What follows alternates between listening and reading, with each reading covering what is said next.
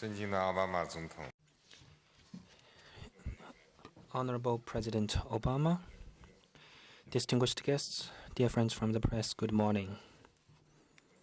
First of all, I wish to once again warmly welcome President Obama to China for this state visit. Over the past 2 days, I had a constructive and productive discussion with President Obama. We had sincere and in-depth exchange of views and reached broader agreement on China-US relations, major international and regional issues of shared interest, as well as on global issues. We reaffirmed the agreement that we reached at the Annenberg Estate on developing the bilateral relations. We agreed to continue to advance the development of a new model of major country relations between China and the United States. We had in-depth discussions on the priority areas for advancing such relationship. We agreed to accelerate the negotiations of the BIT and will make efforts to reach agreement on the core issues and major articles of the treaty text, and to initiate the negative list negotiations in 2015. We have reached agreement on the ITA expansion negotiations, and we are ready to work together for the early conclusion of relevant plurilateral talks. We fully recognize the document signed between the two departments of defense on building two major confidence-building measures and agreed to continue to deepen military exchanges, mutual trust, and cooperation on that basis, and develop a new type of military-to-military relations between the two countries. We issued a joint statement on climate change and jointly announced our respective post-2020 targets. We agreed to make sure that international climate change negotiations will reach an agreement as scheduled at the Paris conference in 2015, and we agreed to deepen practical cooperation on clean energy, environmental protection, and other areas. We reaffirmed our firm opposition to terrorism of all forms and agreed to strengthen counterterrorism cooperation on intelligence sharing, terrorist financing, and cyberterrorism, and we will work together to remove the threats of various terrorists and extremist forces. We agreed to make use of such channels as the meeting between the Chinese Ministry of Public Security and the U.S. Department of Homeland Security to have further discussions on law enforcement cooperation, which includes cracking down on transnational crimes, fugitives hunting, and recovery of criminal proceeds.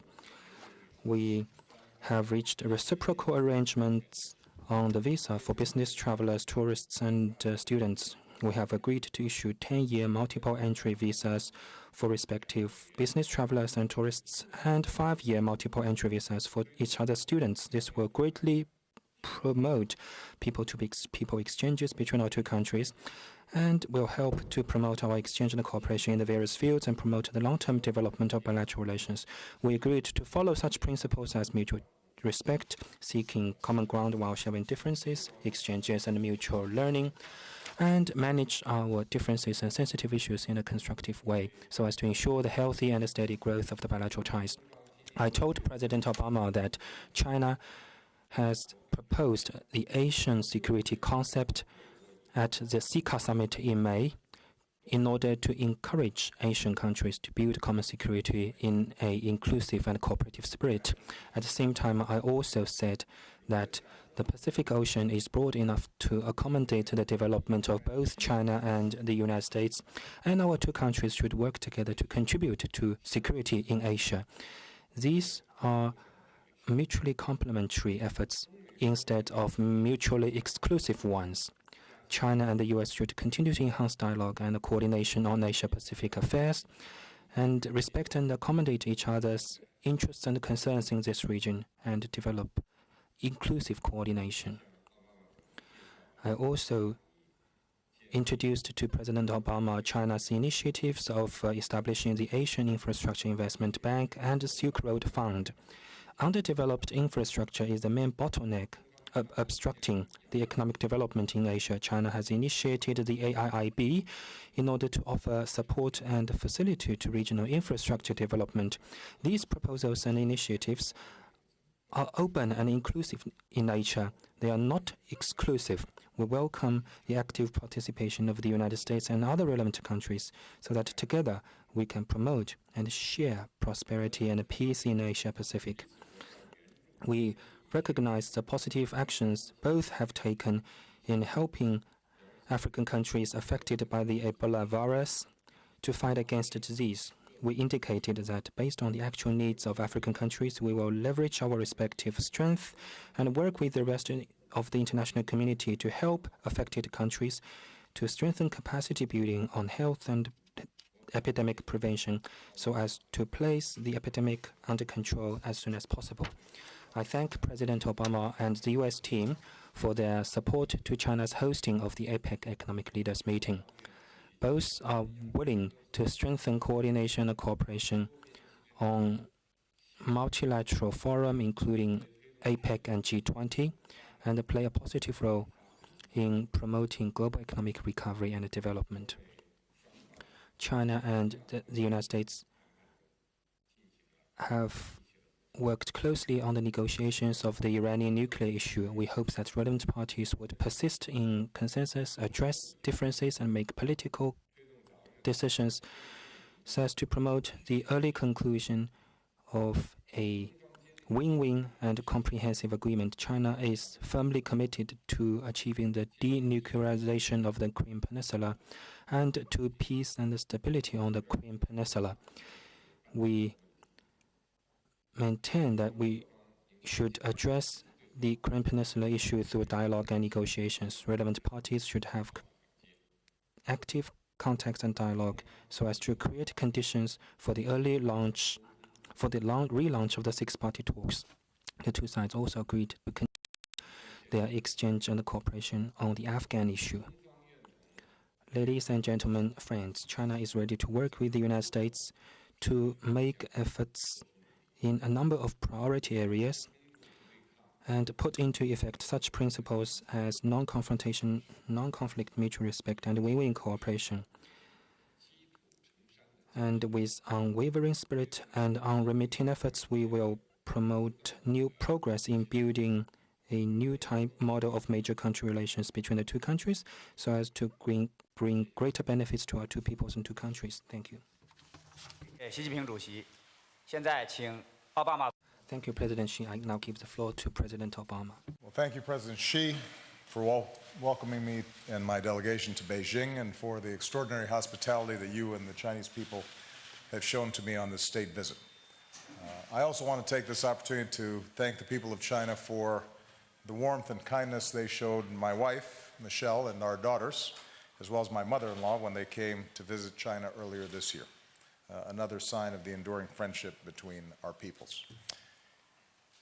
This year marks the 35th anniversary of diplomatic relations between our said that we must seek truth from facts. On this anniversary, it is a fact that the past 3.5 decades have seen an extraordinary growth in the ties between our two countries. More trade, more collaborations between our businesses and scientists and researchers, more connections between the Chinese and the American people, from tourists to our students. And it is a fact that when we work together, it's good for the United States, it's good for China, and it is good for the world.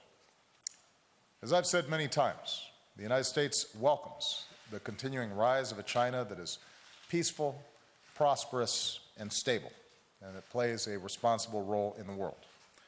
And we don't just welcome it, we support it.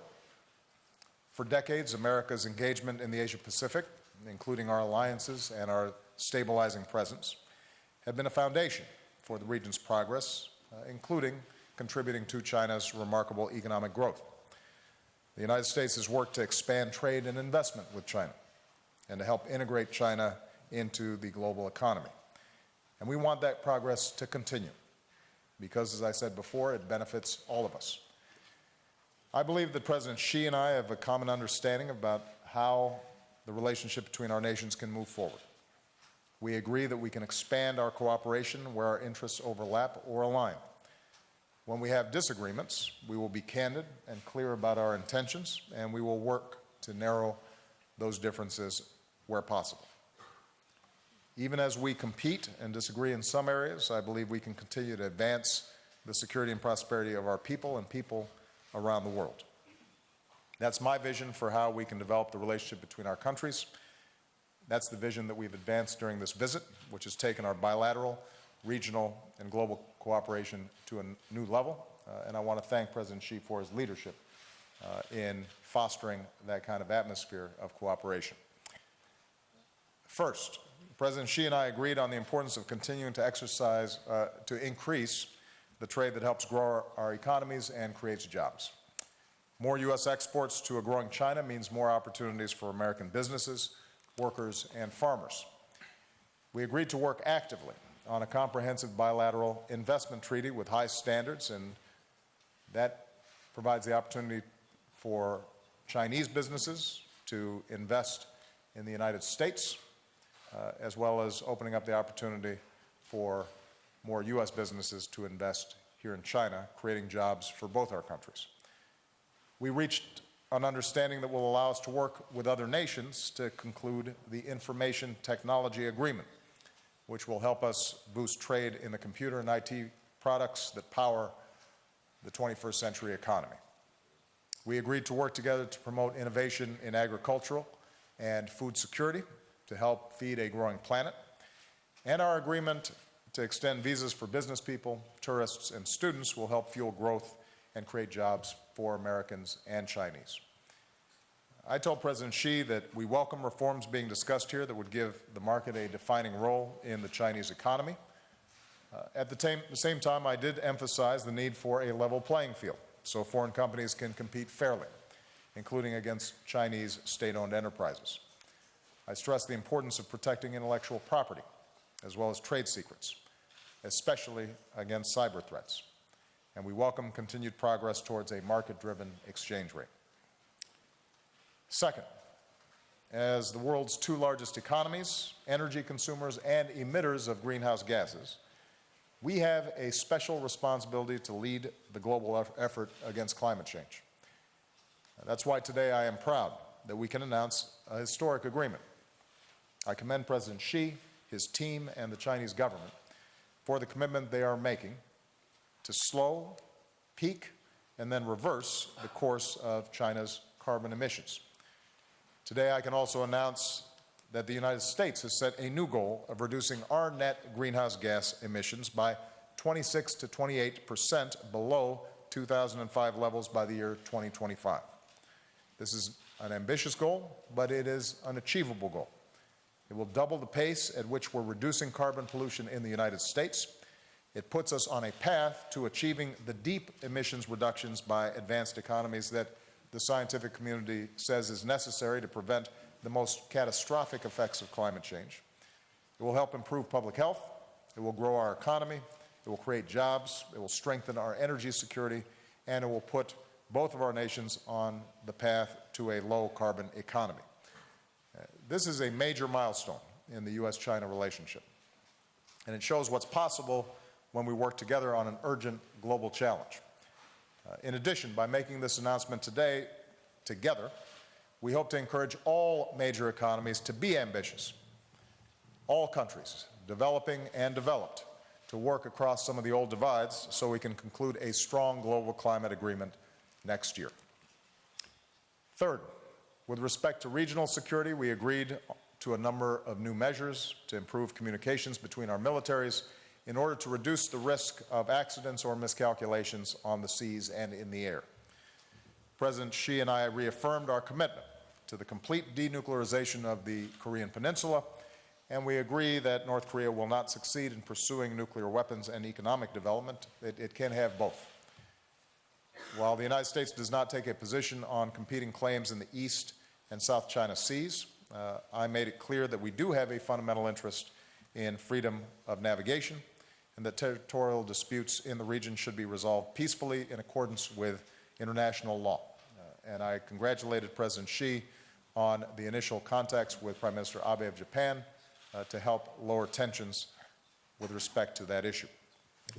I reaffirmed my strong commitment to our One China policy based on the 3 joint communiques and the Taiwan Relations Act, and we encourage further progress by both sides of the Taiwan Strait towards building ties, reducing tensions, and promoting stability on the basis of dignity and respect, which is in the interest of both sides, as well as the region and the United States. Fourth, I welcome China's contributions to international security. This includes our mutual support for a stable, unified Afghanistan, our mutual interest in seeing the terrorist group ISIL is destroyed, the potential work we can do together in other counterterrorism activities, including those that were raised by President Xi, our mutual efforts as part of the P5+1 to reach a comprehensive solution that ensures Iran's nuclear program is exclusively peaceful. We agree that Iran should seize this historic opportunity by making the tough choices that are necessary to achieve a lasting diplomatic solution. And in addition, the United States is very appreciative of China's important contributions in West Africa in the fight against Ebola. We agreed to expand our cooperation against infectious diseases more broadly and to promote access to electricity across Africa. More examples of the difference we can make when we work together. And finally, I reiterated to President Xi, as I have before, that America's unwavering support for fundamental human rights of all people will continue to be an important element of our relationship with China, just as it is with all the countries that we interact with around the world. And we had a very healthy exchange around these issues. President Xi gave me his sense of how China is moving forward. I described to him why it is so important for us to speak out for the freedoms that we believe are universal, rights that we believe are the birthright of all men and women wherever they live, whether it is in New York or Paris or Hong Kong. We think history shows that nations that uphold these rights, including for ethnic and religious minorities, are ultimately more prosperous, more successful, and more able to achieve the dreams of their people. In that context, I did note that we recognize Tibet as part of the People's Republic of China. We are not in favor of independence, but we did encourage Chinese authorities to take steps to preserve the unique cultural, religious, and linguistic identity of the Tibetan people. In closing, I want to say that I am pleased that we continue to expand the ties between our peoples. The new visa extension that begins today will bring more Chinese tourists to the United States and more American tourists to see the magnificent sights of China. It will encourage more exchanges among our students. We welcome more Chinese students to the United States than from any other country, and I'm proud that this summer my 100,000 strong program reached our goal of more than 100,000 Americans studying in China in recent years. With these visa extensions, we'll give more students this opportunity, both Chinese and American. So every day, our people are getting to know each other better. Every day, our young people are forging friendships that will serve our countries for many decades to come. Every day, some of the barriers of mistrust are broken down, mutual understanding is promoted, and that lays the seeds for cooperation, not just today, but for future generations. So, President Xi, thank you again for your hospitality, for the candid and very productive conversations, for your hosting of an excellent APEC summit, and for our work together. As Deng Xiaoping said, we must seek truth from facts. The truth is that we have made important progress today for the benefit of both of our nations and for the benefit of the world. The truth is that even more progress is possible as we continue to develop this important relationship. I'm confident that we will be able to do so. So, thank you. Xie xie. We've agreed, I believe, to take a question from the press. 谢谢奥巴马总统。接下来，两国元首将各回答一个问题。首先，请奥巴马总统回答提问。Thank you, both presidents. Now, the two presidents have agreed to each take a question from the press. Now, first, President Obama will take a question from a member of the American press. The first question will be from Mark Landler of the New York Times.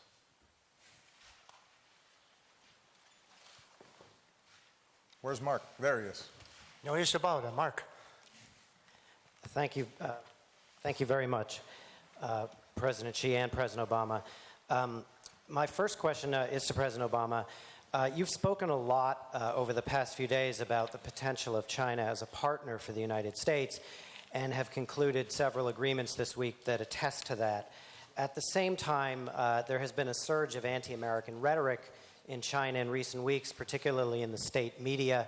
Chinese newspapers have disparaged your leadership style and have fueled speculation that the United States is a black hand behind the protests in Hong Kong.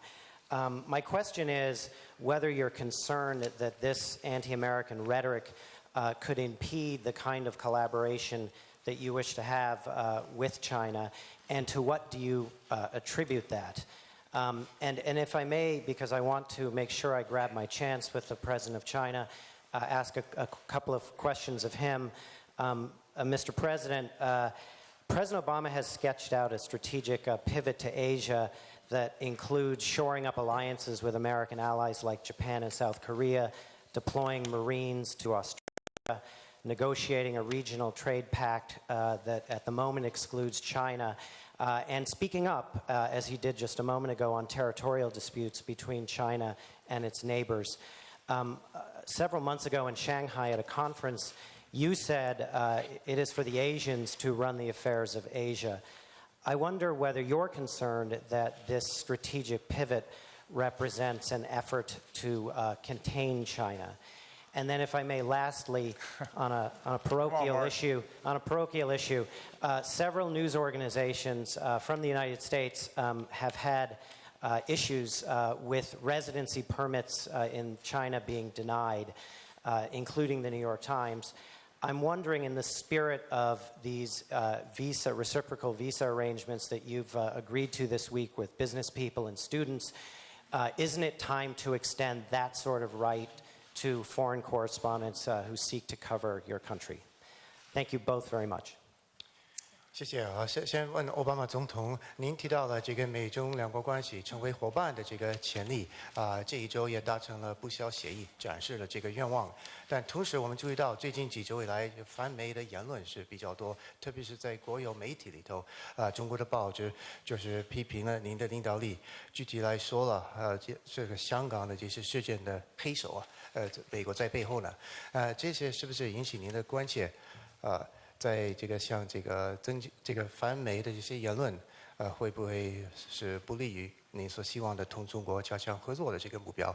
这个原因何在呢？同时，我想借此机会向习主席提两个问题：第一，奥巴马总统的向亚洲转换的这个战略，也包括增强和本地区的一些盟友，像日本、韩国呢，同时在地区里头也达成了不少的一些贸易协定，但是当前这个区域协定也把中国排除在外呢，也包括其他的一些这个贸易纠纷的这些问题，还有在上海您提到的亚洲事务、亚洲馆的这个事情，您是不是关切美国的战略性的转向，是不是目的在于围堵中国呢？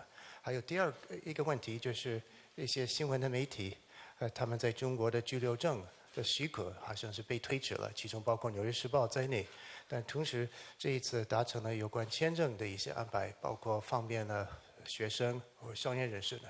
那您是否认为这个时间已经到了，应该给在中国报道中国事务的记者给予同样的这个接待？谢谢。I'm trying to remember the question. 我想刚才的第一个问题。I'm teasing. 开玩笑。First of all, with respect to press attitudes towards America or me in particular, I am always working on the assumption that the press giving me a hard time is true wherever I go, whether in the United States or China. That's part of being a public official. And I think that it is fair to say that there are differences between the United States and China on a range of issues. On the other hand, I'm a big believer in actions and not words. And this summit, I think, is evidence of the value that China places in the relationship between the United States and China. On a 首先，关于 whole- 媒体， I'm sorry, go ahead. 首先关于媒体对美国的态度，特别是最近这个问题，我总是有这样的一个假设，就是不管我去哪里，在美国国内也好，在中国也好，这个新闻总是会给我一些为难。但是我认为，这个作为一个公共的官员的话，这是很自然的一个事情的。那么，这个可以公正的说，美中两国在范围广泛的问题上也会存在一些不同的看法。但是，我认为我是信念，就是行动是最重要，而不是这个言辞。而且，本次峰会就是一个证据，证明中国是很重视它同美国的关系。On a whole host of issues at this summit, we've shown that U.S.-China cooperation can end up not only being good for the two countries, but for the world as a whole. 在一系列问题上，本次峰会已经展示美中两国合作不仅仅对美中两国有好处，也会可能对全世界有好处。And I do think that one of the benefits of a summit like this is the opportunity for one-on-one conversations between the leaders of the two countries to break down some of the misperceptions and mistrust that can build up over time. 而且我认为，像这样的峰会给我们带来的一个好的机会之一，就是两国领导人可以进行1对1的会晤，可以打破这个随着时间的推移可能会产生的。That we reached at the Annenberg Estate on developing the bilateral relations. We agreed to continue to advance the development of a new model of major country relations between China and the United States. We had in-depth discussions on the priority areas for advancing such relationship. We agreed to accelerate the negotiations of the BIT and will make efforts to reach agreement on the core issues and major articles of the treaty text, and to initiate the negative list negotiations in 2015.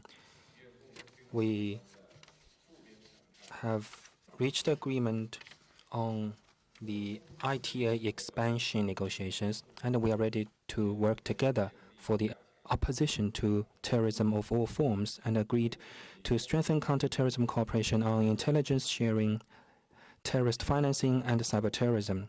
And we will work together to remove the threats of various terrorists and extremist forces.